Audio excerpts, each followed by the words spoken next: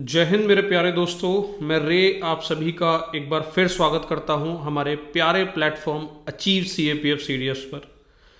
दोस्तों आज एक और शानदार वीडियो के साथ मैं आपके सामने। यार इस वीडियो की इम्पोर्टेंस शायद आपको थंबनेल से ये चीज़ नहीं समझ में आया होगा कि हम यहाँ पर आज क्या बात करने वाले हैं, बट मैं आपको बताता हूँ दोस्तों, इस वीडियो से हमारे साथ होने वाली जो धोखाधड़ी है हम उससे बचेंगे, अवेयर होंगे। खासकर वो नए स्टूडेंट जो हाल फिलहाल में साल 2 साल 3 साल पहले इस सीएपीएफ की तैयारी में लगे हैं। यार यहाँ से ना आपको एक बहुत ही शानदार चीज़ मैं दिखाऊंगा कि आप इतनी मेहनत कर रहे हो, आप जो किताब पढ़ रहे हो वहाँ से क्वेश्चन पूछ ही नहीं रहा है, क्वेश्चन तो दूसरी किताब से पूछ रहा है। आप मतलब देखो हमसे कितनी बड़ी गलती हो रही है। यार हम पूरा दिन रात मेहनत कर रहे हैं पर हमें पता ही नहीं कि हमने गलत किताब उठा रखी है। चलो मैं समझाता हूं दोस्तों। देखो सबसे पहले ध्यान रखना, शुरुआत करता हूं दोस्तों 2022-23, 2023-24 और 2024-25 जिसके पास भी एनसीईआरटी का ये 3 रिवाइज्ड एडिशन है ना सर, आप की प्रिपरेशन खतरे में है, ये समझ लो। सबसे पहली मेरी ये बात आप ध्यान से सुनो, जिसके पास भी ये तीनों रिवाइज्ड एडिशन है उनकी प्रिपरेशन खतरे में है। क्यों है खतरे में सर? आइए थोड़ा सा मेरी बात को समझने की कोशिश करना। 2022 के बाद ना एनसीईआरटी ने जो अपना कंटेंट है वो रैशनलाइज्ड कर दिया है। रैशनलाइज्ड करने का मतलब क्या है? उन्होंने काफी सारा कंटेंट रिमूव कर दिया है आपकी एनसीईआरटी से। अब सर यहां नया बच्चा आता है 2024 में, तैयारी करना शुरू करता है, दुकान पे जाता है, एनसीईआरटी खरीद के लाता है और उसको ये चीज की खबर ही नहीं है कि उसकी एनसीईआरटी से तो कंटेंट ही गायब है। पर क्या यूपीएससी के पेपर में वो कंटेंट गायब है? भाई एनसीईआरटी ने तो वो कंटेंट हटा दिया, क्या यूपीएससी ने उस कंटेंट पर क्वेश्चन पूछना भी छोड़ दिया क्या? नहीं। यही गलती हो रही है हमारे उन नए बच्चों के साथ जिन्होंने 2024, 2023 या 22 में अपनी प्रिपरेशन स्टार्ट किया है। सर ये जो तीनों एडिशन अगर आपके पास हैं तो ध्यान में रखना, आपको ये तीनों एडिशन को नहीं पढ़ना है, आपको पढ़ना है ओल्ड एडिशन। अब ये चीज पता कैसे चलेगी? समझो मेरी बात। अपनी बुक को जाकर खोलकर देखो और चेक करो फर्स्ट पेज पर। ध्यान रखना ये पहले पेज पर ही आपको पता लग जाएगा कि आपकी बुक में कहीं ऐसे रिवाइज्ड एडिशन तो नहीं दे रखा है। अगर आपकी बुक में ये रिवाइज्ड एडिशन मेंशन है तो समझिए कि आपकी बुक से कंटेंट गायब है, ठीक है? क्योंकि जितना भी जो रिवाइज्ड एडिशन ऐड किया गया है वो तो या तो अक्टूबर 2022 या फिर नवंबर 2022 में ऐड किया है, ठीक है? 2022 के बाद ना ये पूरा कंटेंट ऐड होना शुरू किया है। एक तरीका तो ये आपको पता चल जाएगा कि आपका जो आपकी एनसीईआरटी है वो रैशनलाइज्ड है या ओल्ड है। दूसरा तरीका सर, जब आप चैप्टर पढ़ोगे, ध्यान रखना, जब आप चैप्टर पढ़ोगे, फॉर एग्जांपल आपने मैटर इन आवर सराउंडिंग पढ़ना शुरू किया, क्लास 9th का चैप्टर 1 है ये साइंस का, तो वहां पर लास्ट में चेक करना कि ये जो ड्रॉप किया है इन्होंने टॉपिक वो आपकी बुक में है या नहीं है। सर अगर नहीं है तो आपके हाथ में गलत किताब है। आपके हाथ में वो किताब होनी चाहिए जहां पर ये सारा कंटेंट मेंशन होना चाहिए। यार ये सारी चीजें ना मैं अपने मन से नहीं कह रहा हूं। आपको लग रहा होगा कि अरे भाई एनसीईआरटी ने तो हटा दिया, फिर हमें क्यों पढ़ने की जरूरत है? बनो सर कूल, आप कूल बन के ये चीजें मत पढ़ के जाओ। मैं अभी आपको दिखाऊंगा प्रूफ के साथ कि भाई ये चीज ना हमारे साथ धोखा हो रहा है, एनसीईआरटी हमारे साथ धोखा कर रहा है। एनसीईआरटी ने तो ये सारी चीजें हटा दी पर यूपीएससी ने अपने एग्जाम से नहीं हटाया ये सब। यूपीएससी के लिए तो एक शानदार मौका मिल गया।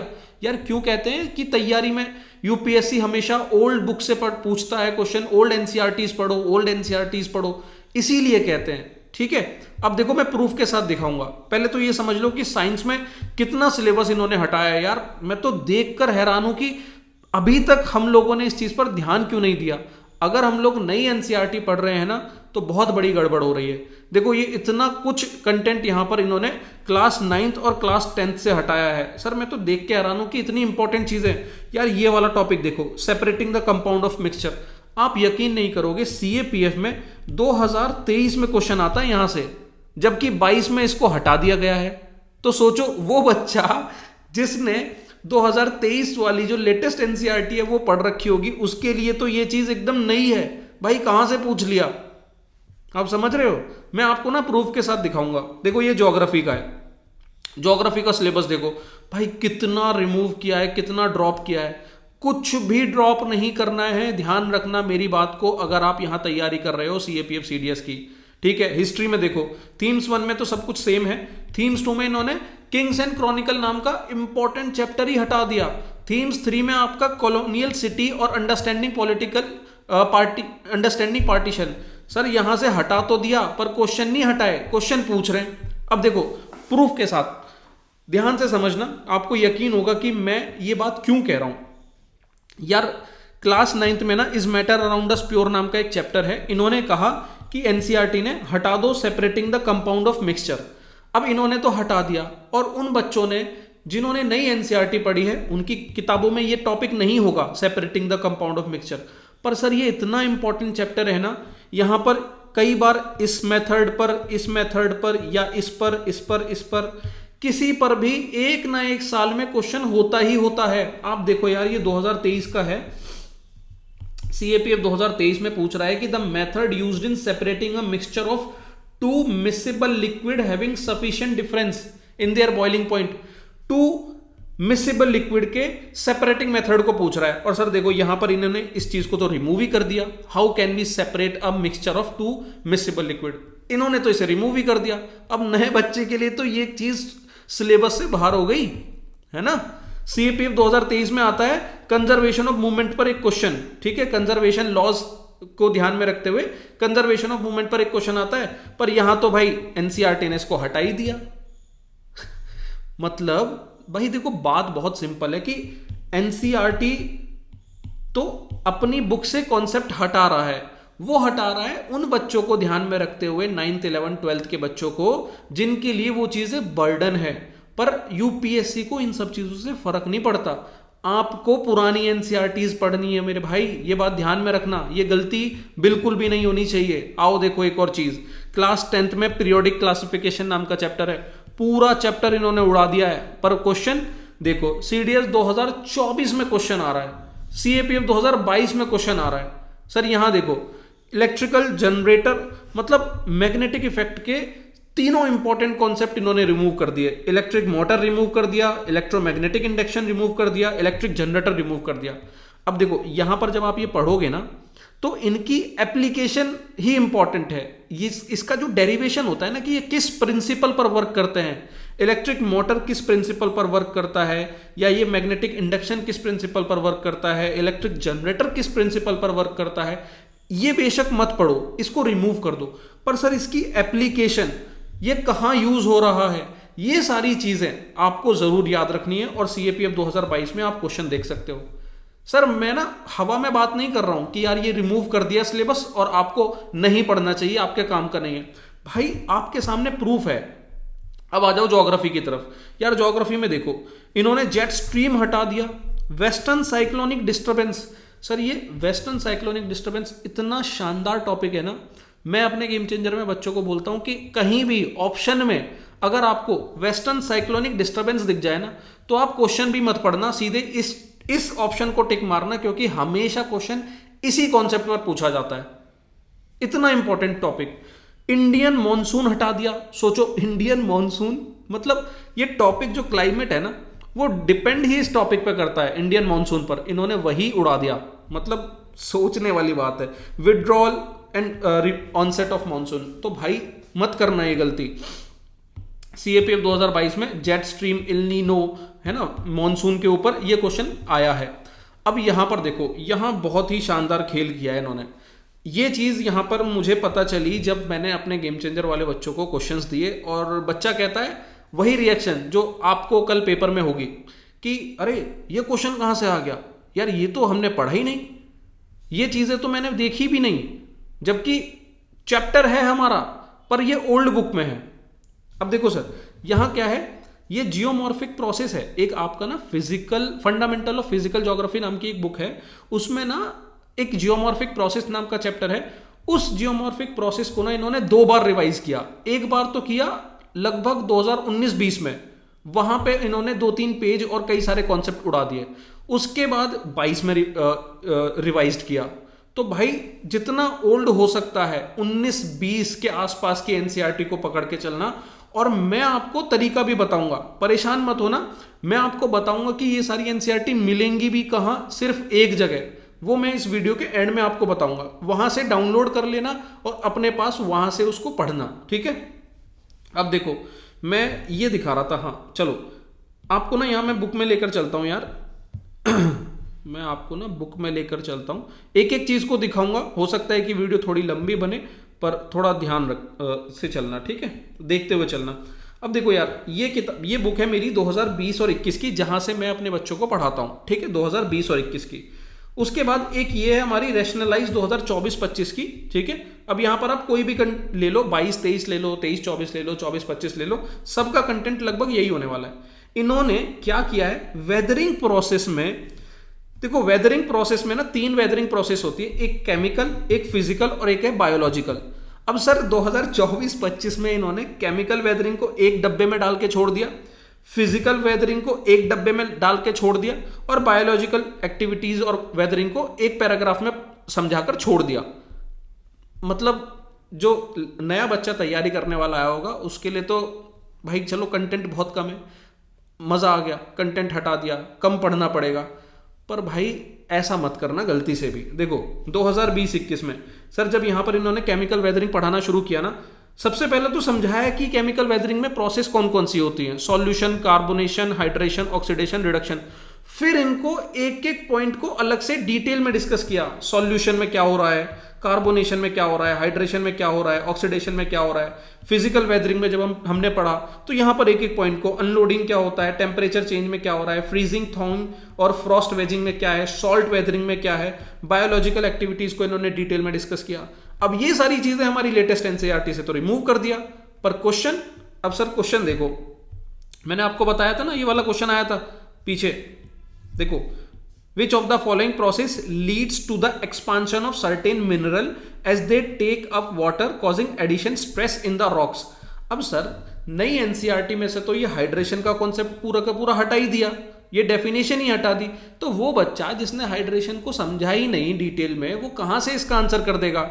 और देखो यहां पर सीधा ये दे रखा है कि hydration is a chemical addition of water, जिसकी वजह से मिनरल जो है वाटर लेता है और एक्सपैंड करता है। Expansion cause an increase in the volume of material itself और रॉक।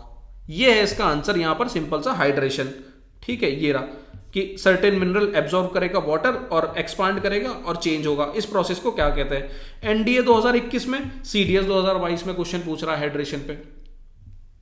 आप बात समझ रहे हो। देखो मैं यहां पर ना जो क्वेश्चन दिखा रहा हूं, हो सकता है कि कई सारे बच्चे थोड़े से ज्यादा अपने आप को स्मार्ट समझ के ये कहें कि यार ये तो ऐसे क्वेश्चन है कि मान लो मैंने नहीं भी पढ़े तो अभी मैं लॉजिक से कर सकता हूं। देखो मेरा मकसद ये नहीं है कि आप लॉजिक से कर सकते हो या नहीं कर सकते हो। मेरी बात कहने का समझने की कोशिश करो कि यार ये जो कंटेंट हटाया है ना, इसमें से कहीं से भी क्वेश्चन आ सकता है। आज तो आपने इसे लॉजिक से कर लिया, पर हो सकता है कि बहुत सारे ऐसे क्वेश्चन भी हों जो लॉजिक से ना सॉल्व हो और वो वहीं से पढ़कर ही सॉल्व हो, ठीक है, पर हमने तो उसे पढ़ा ही नहीं, तो इसीलिए वो कॉन्सेप्ट मिस मत होने देना। सेम सर ये वाला देखो, यहां पर पूछ रहा है कि not example of chemical weathering, not a part of chemical weathering. यहां पर आंसर थाउइंग है और इधर सॉल्ट क्रिस्टल ग्रोथ है। अब ये जो थाउइंग है यार, ये रैशनलाइज एनसीईआरटी में तो कहीं दे ही नहीं रखा। लाइक यहां पर इन्होंने फिजिकल वेदरिंग को बस एक पैराग्राफ में समझा रखा है और इनका काम खत्म। जबकि हमारी जो पुरानी एनसीईआरटी है वहां फिजिकल वेदरिंग के एक एक पॉइंट को इन्होंने दिया है, temperature change, freezing, thawing, frost raising. देखो यहां ये आंसर देखने को मिल रहा है। सॉल्ट वेदरिंग को जब हमने पढ़ा तो यहां पर हमें सॉल्ट क्रिस्टल ग्रोथ अलग देखने को मिला फिजिकल प्रोसेस में। तो आपको मैं बस यहां से यही समझाने की कोशिश कर रहा हूं कि मेरे भाई पुरानी एनसीईआरटी को देखना, ठीक है। अभी तक देखो इन सब चीजों पर शायद आपका ध्यान नहीं गया होगा और मेरी वही कोशिश रहती है कि आपको ऐसी ऐसी जगह पर लेकर जाऊं जहां हम फ्री फंड के अनदेखी कर कर अपने मार्क्स गवा रहे हो, ठीक है। अब ये वाला क्वेश्चन देखो, which kind of mass wasting. अब देखो सर सीडीएस 2024 और सीएपीएफ 2022 जब ये वाला क्वेश्चन आया था ना, मतलब लोगों के दिमाग में ये परेशानी हो गई थी कि यार ये क्वेश्चन कहां से पूछ लिया, ये तो एनसीईआरटी में है ही नहीं।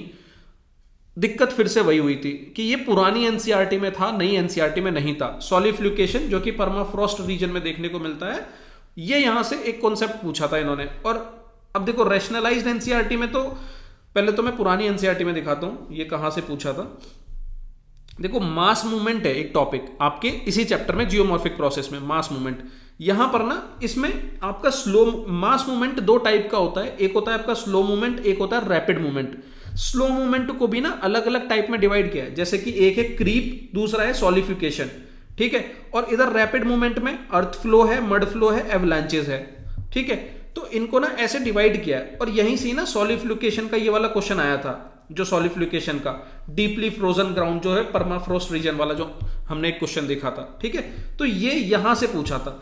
पर वहीं रैशनलाइज्ड एनसीईआरटी में देखो भाई, मास मूवमेंट है, मास मूवमेंट के अंदर आप हैरान हो जाओगे कि इन्होंने ये वाला कॉन्सेप्ट तो पूरा ही उड़ा दिया कि मास मूवमेंट दो टाइप का होता है, स्लो होता है, तेज होता है, उसके अंदर क्रीप है, सॉलिफ्लुकेशन है, उधर एवलांचेस है।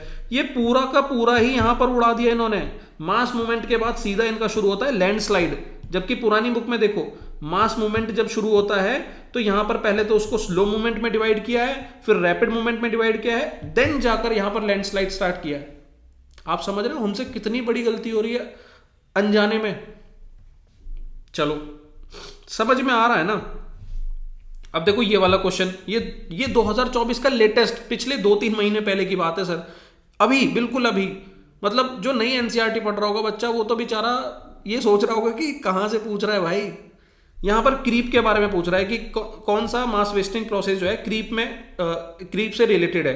अब सोचो यार, नई एनसीईआरटी में तो क्रीप कहीं नाम भी नहीं दिया, मास मूवमेंट शुरू किया है, यहां कहीं क्रीप है ही नहीं।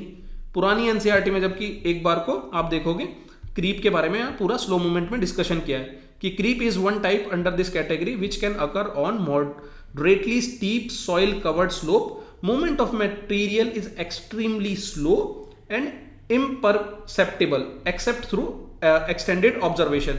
तो वही सिंपल सा समझ में आ रहा है कि क्रीप मतलब स्लो स्पीड विद सॉइल। अब देखो वही फिर से बात हो जाती है कि आप कहोगे कि यार ये तो सर क्रीप मतलब कॉमन सेंस है, हम बना सकते हैं, हो सकता है। भाई मैं ये नहीं कह रहा कि आप कॉमन सेंस लगा सकते हो नहीं लगा सकते, मेरा कहने का मतलब है कि कुछ चीज़ें मिसिंग हो रही हैं। हो सकता है कि आज आसान क्वेश्चन है जो कॉमन सेंस से हो रहा है, कल हो सकता है कि ऐसा टफ क्वेश्चन आ जाए जो हमारी पुरानी में था एनसीईआरटीज में और नई में नहीं है। तो आप समझ रहे हो बात। अब देखो यहां पर कितनी शानदार चीज देखो, जियोलॉजिकल टाइम स्केल। सर ये इतना प्यारा कॉन्सेप्ट है, खैर प्यारी तो सारी एनसीईआरटी है, इसको रिमूव कर दिया इन्होंने, यहां पर ड्रॉप कर दिया। जबकि एनडीए 2023 सीएपीएफ 2022 में जियोलॉजिकल टाइम स्केल पर क्वेश्चन आया। मतलब आप देखो इतने शानदार शानदार चीजें। यार मैं तो यही हैरान हो गया कि इन्होंने मिनरल एंड रॉक नाम का पूरा चैप्टर ही उड़ा दिया। जो नई एनसीईआरटी पढ़ रहा है वो तो बेचारा समझ ही नहीं पा रहा कि उसके साथ चल क्या रहा है। इतनी मेहनत करने के बाद भी सिलेक्शन नहीं हो रहा। और सिलेक्शन सर रुकता कितने से है? 1 नंबर से, 2 नंबर से, 4 नंबर से, 5 नंबर से। और वहीं 1 या 2 क्वेश्चन ऐसा आ जाए जो आपकी पुरानी एनसीईआरटी में तो था, नई में नहीं था, आपका तो वहीं खेल हो गया। आप समझ रहे हो। अब सर देख लो, मिनरल एंड रॉक पे एनडीए 2024 में क्वेश्चन आता है, सीएपीएफ 2024 में क्वेश्चन आता है, सीडीएस 2022 में क्वेश्चन आता है। और ये क्वेश्चन जब तक आप इस चैप्टर को पढ़ोगे नहीं ना, तब तक नहीं हो सकता। सिर्फ एक पेज है बस इसका, मैं आपको दिखाता हूं। ये पूरा सर गेम चेंजर में मैंने कराया हुआ है, आपको पता होगा। मेरे गेम चेंजर में जितने भी बच्चे हैं उनको मैंने पुरानी ही एनसीईआरटी कराई है, क्योंकि मुझे मालूम है सर कि यहां क्या गड़बड़ हो रही है। ये रहा, ये आपका मिनरल्स एंड रॉक का सिर्फ एक पेज है। इसी एक पेज से अगर कोई क्वेश्चन आएगा इस चैप्टर में से तो वो यहीं से आएगा। तो इस चैप्टर को, इस पेज को तैयार करना आप, ठीक है। चलो ये आपने समझ लिया। चलो अब हिस्ट्री में थोड़ा सा दिखा देता हूं। हिस्ट्री में इन्होंने थीम्स पार्ट 3 में, थीम्स इंडियन हिस्ट्री में कॉलोनियल सिटी और अंडरस्टैंडिंग पार्टीशन हटा दिया। पर यहां देखो 2022 में सर ये जो पार्टीशन का एक क्वेश्चन आया है, ये चैप्टर नंबर 14 से है, ठीक है। वहीं ये वाले जो 2 क्वेश्चन आए हैं ना, जहां पर सिटीज के बारे में बात हुई है और पहले सेंसस के बारे में बात हुई है, ये कॉलोनियल सिटी से है, 2022 में पूछे हैं। अच्छा मैं बता दूं कि मैंने यहां जितने भी क्वेश्चन लिए हैं ना सर 2022 के बाद के ही लिए हैं, क्योंकि 22 से पहले तो एनसीईआरटी भी वही थी पुरानी, और क्वेश्चन भी आने मतलब ठीक थे, लाजमी थे। बट यहां 2022 के बाद एनसीईआरटी तो बदल गई पर यूपीएससी नहीं बदली। इसीलिए मैंने पहला थंबनेल डाला है कि एनसीईआरटी का धोखा पर यूपीएससी के लिए मौका। जो यूपीएससी ढूंढती है। समझ में आ गया दोस्तों? बस यही था दोस्तों जो मुझे आपको समझाना था, और मेरे अकॉर्डिंग सर ये बहुत ही आई ओपनिंग वीडियो है। आपको जो बच्चे नई एनसीईआरटी पढ़ रहे हैं, पिछले 1 या 2 साल 3 साल पुरानी, सर मत पढ़ना। मतलब पढ़ रहे हो ठीक है, नहीं चेंज कर सकते तो एटलीस्ट जो भी हटाया है, ड्रॉप किया है, वो चैप्टर ऐड कर लेना। और जिसको पूरी की पूरी एनसीईआरटी चाहिए तो सर ये मेरी वेबसाइट है, मैं आपको दिखा देता हूं। यहां पर हमारी अचीव सीएपीएफ की वेबसाइट पर सारी एनसीईआरटीज, आपको ओल्ड चाहिए तो ओल्ड, नई चाहिए तो नई, सब अवेलेबल है। दोस्तों अब थोड़ा यहाँ पर देखो कि आपको पुरानी एनसीईआरटीज डाउनलोड कैसे करनी है, ठीक है?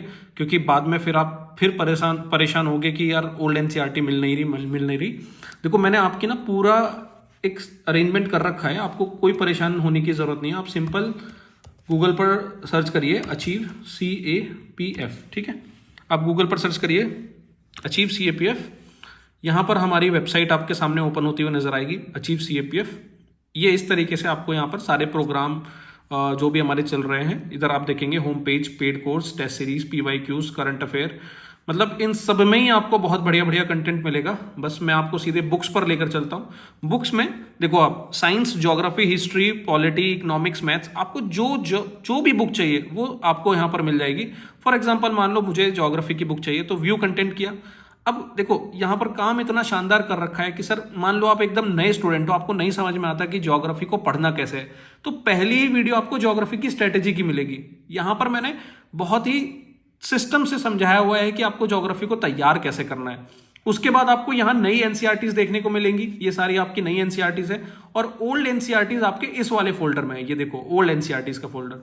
यहाँ जब आप डाउनलोड करोगे ये ओल्ड एनसीईआरटीज, जैसे कि मान लो मैं फिजिकल ज्योग्राफी खोलता हूँ, तो ये फिजिकल ज्योग्राफी कौन से ईयर की आपको देखने को मिलेगी? देखो 19-20 की, जो मैं खुद पढ़ता हूँ 1920, मतलब 19-20 से पहले कोई ऐसा रिवाइज्ड चेंजेस नहीं देखने को मिला। जितने भी चेंजेस हैं 19-20 के बाद है।